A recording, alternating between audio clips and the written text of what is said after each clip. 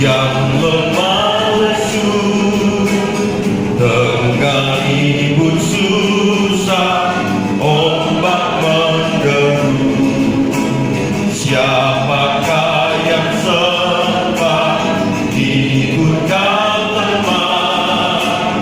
Siapa yang mau rapat tanggung sebeban? Ayat yang kedua, tengah kebimbangan, tengah kebimbangan, iman berkembang, kurang kemenangan, damai hilanglah. Siapakah yang datang misi padaku? Anak jangan takut, ku besertamu. Cuma ada satu yang setialah, yakni Yesus obat yang benar kekal. Dia padu mau menolonglah, satu air mata lenyapkan sesat. Sampai pula kita bertemu, sayang Tuhan kau kan mengendam rezeki beserta sampai pula kita bertemu, sampai bertemu,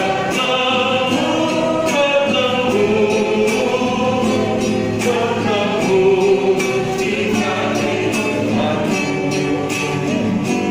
sampai bertemu,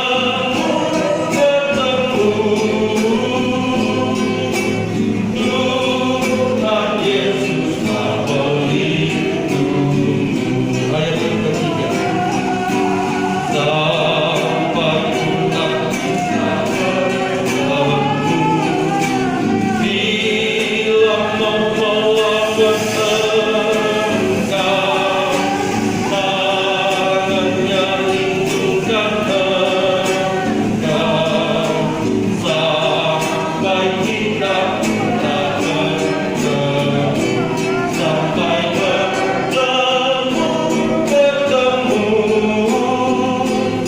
bertemu, di kaki Tuhanmu,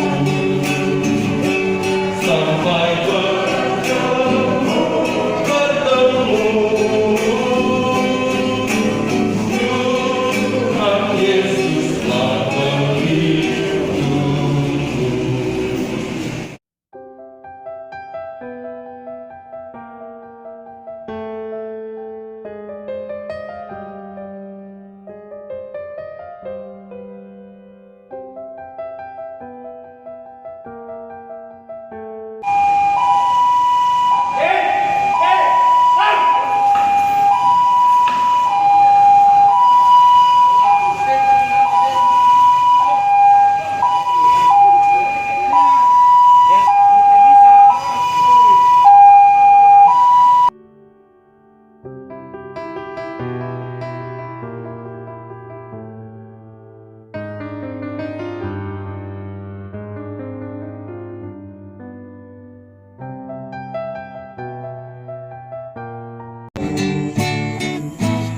Kalau kita tanggung susah dan pencobaan dunia, Yesus Tuhan yang menghantar, mintalah kepadanya. Jikalau temanmu undur, harap pada Tuhanmu. Dia perisai dan menghibur, Dialah pelindungmu. Roma pasal 8 ayat 31 sampai dengan ayat 39. Roma pasal 8 ayat 31 sampai dengan ayat yang ke-39 berkata demikian. Sebab itu, apakah yang akan kita katakan tentang semuanya itu? Jika Allah di pihak kita, siapakah yang akan melawan kita? Ia yang tidak menyayangkan anaknya sendiri, tetapi yang menyerahkannya bagi kita semua. Bagaimanakah mungkin ia tidak mengaruniakan segala sesuatu kepada kita bersama-sama dengan dia? Siapakah yang akan menggugat orang-orang pilihan Allah? Allah yang membenarkan mereka. Siapakah yang akan menghukum mereka? Kristus Yesus yang telah mati, bahkan lebih lagi, yang telah bangkit, yang juga duduk di sebelah kanan Allah, yang malah menjadi pembela bagi kita. Siapakah yang akan memisahkan kita dari kasih Kristus? Penindasan, atau kesesakan, atau penganiayaan, atau kelaparan, atau ketelanjangan, atau bahaya, atau pedang? Sebab ada tertulis, oleh karena engkau, kami ada dalam bahaya maut sepanjang hari. Kami telah dianggap sebagai domba-domba sembelihan. Tetapi dalam semuanya itu, kita lebih daripada orang-orang yang menang oleh Dia yang telah mengasihi kita. Sebab aku yakin, baik maut maupun hidup, baik malaikat-malaikat maupun pemerintah-pemerintah, baik yang ada sekarang maupun yang akan datang, atau kuasa-kuasa baik yang di atas maupun yang di bawah, ataupun sesuatu makhluk lain, tidak akan dapat memisahkan kita dari kasih Allah yang ada dalam Kristus Yesus, Tuhan kita. Bapak Ibu sidang perkabungan yang diberkati oleh Tuhan, ayat yang kita baca merupakan tulisan Rasul Paulus kepada jemaat di Roma. Kebenaran yang kita dapat dari firman Tuhan yang baru saja kita baca berbicara tentang peneguhan kehidupan kita dalam keyakinan iman kita kepada Tuhan kita Yesus Kristus. Firman Tuhan berkata, tidak akan dapat memisahkan kita dari kasih Allah. Apapun yang kita alami dalam kehidupan kita, baik maut maupun hidup, firman Tuhan katakan, baik malaikat-malaikat maupun pemerintah-pemerintah, baik yang ada sekarang maupun yang akan datang, atau kuasa-kuasa, baik yang di atas maupun yang di bawah, ataupun sesuatu makhluk lain, tidak akan dapat memisahkan kita dari kasih Allah yang ada dalam Kristus Yesus, Tuhan kita. Ketika hidup kita pertaruhkan di dalam Tuhan kita Yesus Kristus, Alkitab berkata, tidak ada yang dapat memisahkan kita dari kasih Allah. Kasih Allah itu sempurna. Kasih Allah itu kekal bagi setiap orang yang percaya kepadanya. Dan oleh karena kasih-Nya lah, kita dibawa kepada tempat peristirahatan kekal kita. Karena Dia mengasihi kita. Itu sebabnya maut bukan perpisahan yang membawa kita kepada kedukaan, yang membawa kita kepada kedukaan seperti orang-orang dunia yang tidak berpengharapan.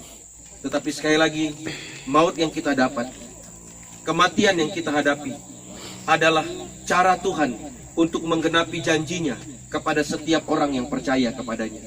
Karena firman Tuhan berkata, kasih Tuhan dinyatakan lewat kematian kita ketika kita mengakhiri kehidupan kita di dunia ini. Karena ketika kita mati, kita berhenti dari segala jerih payah kita. Kita berhenti dari segala penderitaan kita. Kita tidak menanggung keluh kesah, air mata dan penderitaan.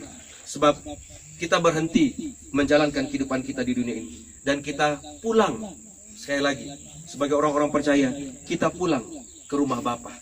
Kita pulang ke tempat kediaman kita yang kekal, yang dijanjikan Tuhan kepada kita. Karena itu, maut, kematian, bukanlah akhir dari segala-galanya dalam kehidupan kita.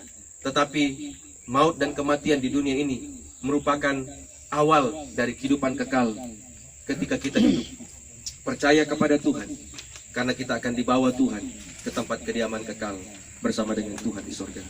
Bapak Ibu sidang perkabungan keluarga yang diberkati oleh Tuhan, dengarkan baik-baik pesan firman Tuhan ini, bahwa tidak ada yang dapat memisahkan kita dari kasih Allah di dalam Tuhan kita Yesus Kristus.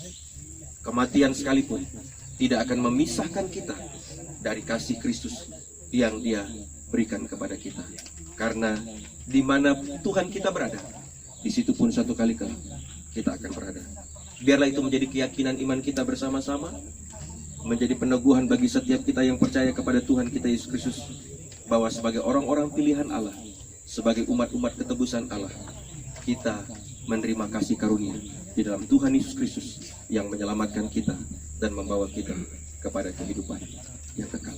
Tuhan Yesus memberkati kita. Mari kita mengucap syukur untuk firman. Muka dengan muka nyata, wajah Yesus padaku. Sungguh bagus lagi indah, serta Yesus Tuhanku.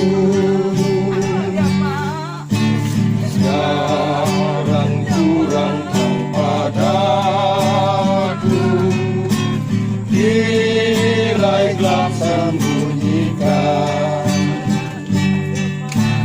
Tapi pada hari itu nyatalah kemuliaan. Muka dengan muka nyata, wajah Yesus padaku.